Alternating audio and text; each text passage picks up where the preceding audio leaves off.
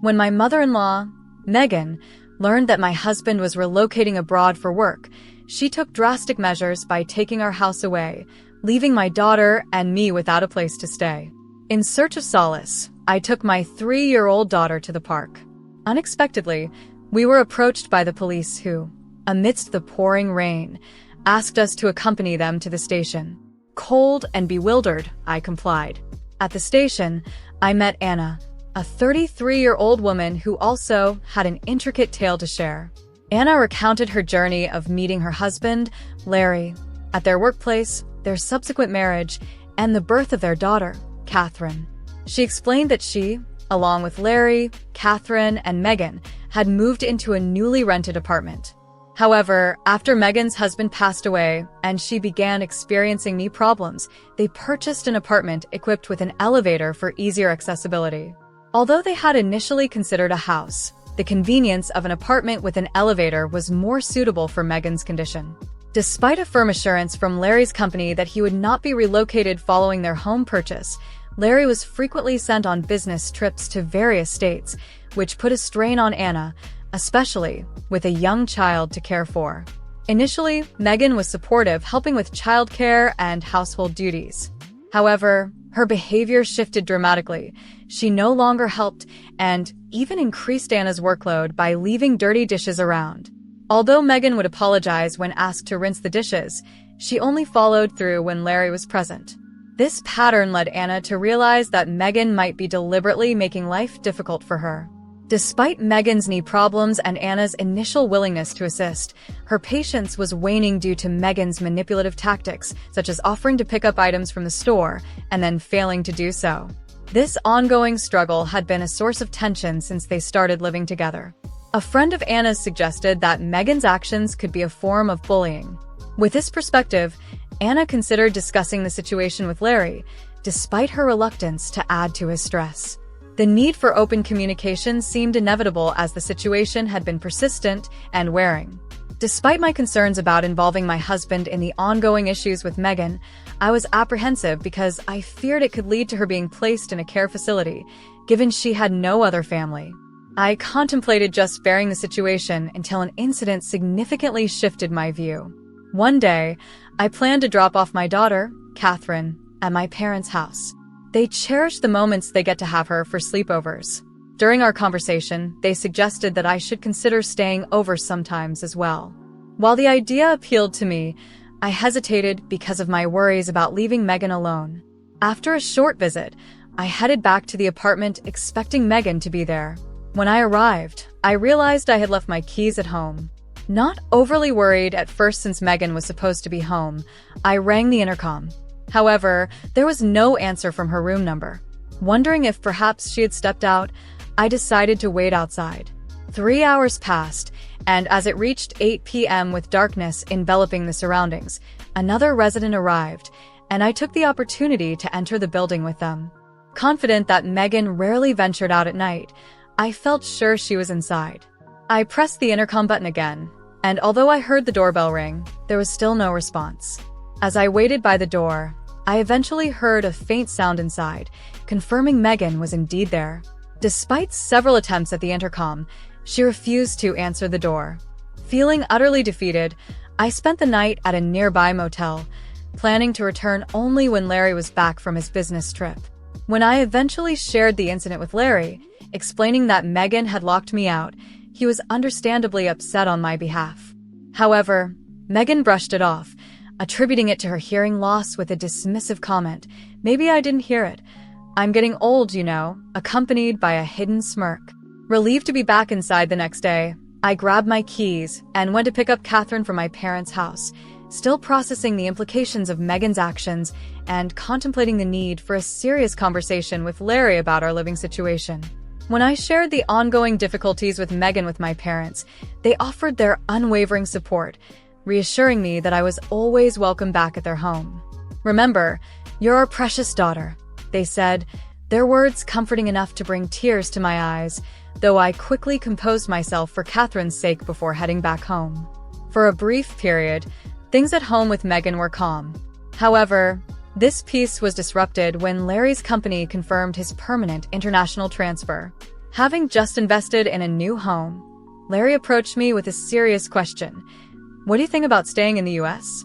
Can you handle living with my mom? I struggled to respond immediately, concerned about the potential stress on Catherine.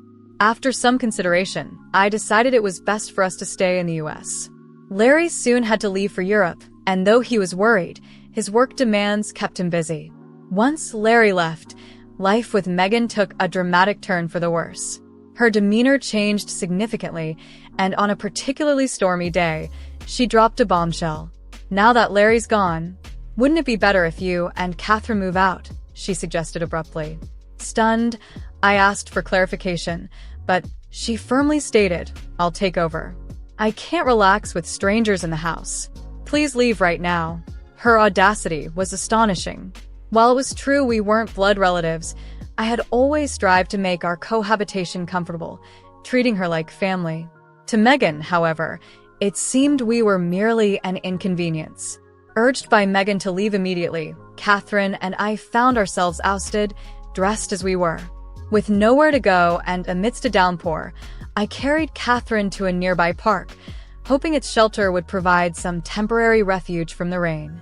Ideally, I would have checked into a motel or returned to my parents' house, but the immediacy of our eviction left me disoriented and scrambling to find a safe place for my daughter and myself. In the turmoil of our sudden eviction, I realized I had left my wallet and phone inside the house. Feeling utterly helpless, I sat in the park with Catherine, trying to decide our next steps as the relentless downpour continued. The cold began to seep in, and despite it being summer, the chill was harsh. Overcome by fatigue and the biting cold, I found myself drifting to sleep. The situation seemed dire, with the only apparent option being a daunting 2-hour walk to my parents' home. As I pondered our predicament, I noticed 2 lights cutting through the rain in the distance. Approaching closer, I could discern they were police officers. One of them called out, asking, "Are you Anna? And is this little one Catherine?" Surprised they knew our names, I weakly confirmed. The officer then requested, "Please come to the station with us." Confused and unsure of what had transpired, I inquired why we needed to go to the police station. Despite my reservations, they urged us into the patrol car, providing large towels to shield us from the cold and mentioning they had spare clothes for us at the station. Curious about how they knew to find us and why we were being taken to the station, I asked, "How did you know where to find us?" They responded, "We'll explain everything once we're back at the station. For now, just try to relax." Exhausted by the events, I dozed off and awoke as we arrived at the police station. Inside, to my astonishment, I saw Megan and my uncle. Wondering what was going on, I asked, "What are you doing here?"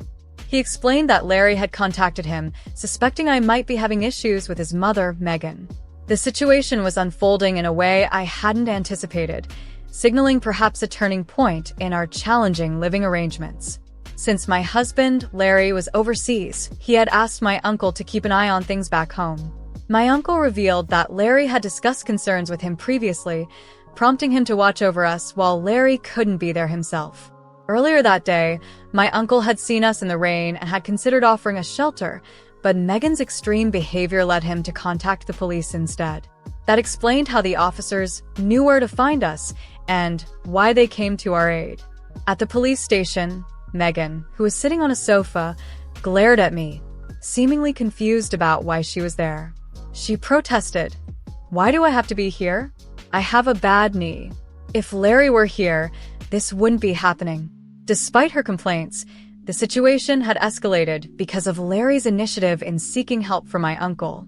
During discussions with the police, the possibility of legal consequences was brought up, leading to suggestions that I might need to hire an attorney. Megan scoffed at the idea, dismissing it as an overreaction. "An attorney? That's an overreaction. I just locked the door, that's all. I didn't do anything else," she claimed. My uncle defended us, emphasizing the severity of Megan's actions in throwing us out into the torrential rain. He clarified a crucial detail. Contrary to Megan's belief that Larry was the house's owner, the property was actually in my name. My uncle, who ran a real estate business, had secured a great deal on a condo recommended by Larry, and the property had been put under my name. a decision I hadn't given much thought to at the time, but now deeply appreciated. Following my uncle's advice, I decided to hire a lawyer. The legal expert informed us that evicting Megan could be challenging and suggested that placing her in a care facility might be the most viable solution. Upon hearing this, I immediately called Larry to update him on the situation. Caught off guard by the rapid escalation, Larry expressed his desire to return from New Zealand for a thorough discussion. He mentioned considering the option of placing Megan in a care facility.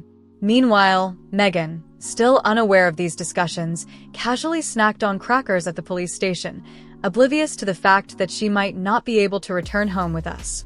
I decided to stay with my parents while waiting for Larry to come back. Larry was due back in a week, giving me some quiet time to think about our future. If Larry wasn't going to support me, then pursuing a divorce seemed like the inevitable choice. I regretted not seeking advice earlier. A week passed, and upon Larry's return from his travels, I moved back home. Larry had a brief stint in New Zealand before he was scheduled to leave for Europe, pressing us to discuss important matters quickly. During this time, I had heard some unsettling claims from Anna's uncle about Megan's behavior.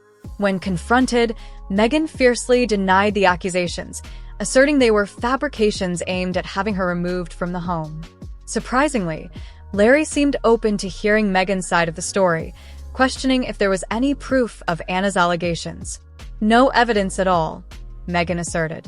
In response, Larry turned to me, asking if I had any proof. Although work had kept me occupied, I managed to provide a voice recorder that I had brought with me. Puzzled, Larry played the device and was met with recordings of Megan's tirades, not only attempting to evict me, but also repeatedly belittling me, calling me a worthless wife. Megan tried to dismiss her harsh words as out of context, but the playback continued, unveiling a barrage of verbal abuse, some instances of which hadn't even been recorded. Larry's hand shook with visible anger as he listened. Despite her guilt, Megan weakly justified her outbursts, claiming they were isolated incidents caused by frustration. Yet, the continuous stream of harsh recordings spoke louder than her excuses. Larry was silent after questioning her, his demeanor showing his determination to protect me and our daughter, Catherine. Megan, seeing this side of Larry for the first time, seemed shocked and at a loss for words. As discussions carried on until Larry's departure back to Europe, I firmly stated that I could no longer live with Megan, especially with Catherine's well-being to consider. Larry agreed, leaning towards the possibility of placing Megan in a care facility for better management of the situation. Despite Megan's strong opposition, the discussions around her future grew complicated. However, given the need to prioritize my daughter Catherine's welfare and our future, I made the tough decision to sell the house. "If you're not willing to move to the facility, you'll need to find somewhere else to live," I told Megan firmly. She resisted, not wanting to sell the house, but moving to Europe became a necessity for us, especially to ensure that Larry could be more involved with his family. Living abroad was a daunting thought, but knowing that Larry would be with us made the decision easier. Catherine, who was only 3 years old, would also have the opportunity to develop her language skills in a new environment. Selling the condo, which was still under mortgage, emerged as the only feasible solution. Keeping the house was not an option, as it was unrealistic to expect Megan, who was on a fixed income, to manage the mortgage payments. Considering her needs and future, it was clear that Megan required assistance. Yet, she staunchly refused to move into a care facility. Ultimately, we had to make the difficult decision to place her there against her wishes. "I'm sorry, but I need to return to Europe. Can you handle the necessary procedures here?" Larry asked before his departure. With support from friends and family, I managed to complete the required steps for Megan's transition into the facility. The staff kept me updated on her condition, which, unfortunately, was not good. It would have been one thing if she were simply unhappy, but she was also causing disturbances within the facility. Before leaving for Europe, I visited Megan to see how she was doing. However, she lashed out, upset and confused about her situation. "What's the big idea? Why have you locked me up in this place?" she exclaimed. Her frustration spilled over to the facility staff as well, as she complained about the food, the discomfort of the beds, and unpleasant interactions with other residents. When I apologized to the staff at the facility, they responded with understanding. "It's all good," one of them assured me. "We often see this kind of behavior. Just leave it to us. We'll keep you updated. If anything comes up, we'll give you a call. So don't worry." Even though I had faced a lot of harassment from Megan during our time together, I couldn't shake off my concerns as I prepared to leave for Europe. Upon arriving in Madrid, Larry greeted me warmly at the airport, and we made our way to the apartment we had rented. While it's true that rent prices in Madrid can be steep compared to Arkansas, Larry's housing allowance from his company was a blessing, allowing us to find a spacious and affordable place. Our neighbors in the building have been incredibly friendly, going out of their way to help me feel welcome. Even though my French isn't perfect, I've been making an effort to communicate. Just yesterday, a neighbor invited me over to share some wine and cheese, and I happily reciprocated with homemade mac and cheese. Meanwhile, I've been gradually learning French along with my daughter, Catherine. Acknowledging the limitations of self-study, I enrolled in a language school, where I've made friends with other Americans who are also new to Spain. Life in Madrid is genuinely enjoyable. Back in the States, my constant concern for Megan often overshadowed my ability to relax and enjoy outings with friends. Here in Madrid, I can savor leisurely lunches without that weight on my shoulders. The only concern I currently have is about Catherine, who is still too young for kindergarten. Typically, children here start school at the age of 6, so I hope Catherine picks up enough French by then. Thankfully, she seems to be catching on quickly. Once Catherine starts preschool, I'm considering getting a job. Although Larry is supportive of me staying at home, living in Madrid has sparked a desire in me to explore more opportunities. Through my new friendship with a waitress at a nearby cafe, I discovered there might be job openings there. The cafe is popular among the American community, and many customers come in to learn English, which makes for a welcoming atmosphere. While challenges may still arise, I've noticed a significant improvement in our communication since coming to Spain. I feel more confident expressing my feelings. No matter what lies ahead, I believe we'll face it together as a family. Right now, I'm experiencing a level of happiness I've never felt before, and it feels liberating to embrace this new chapter in our lives.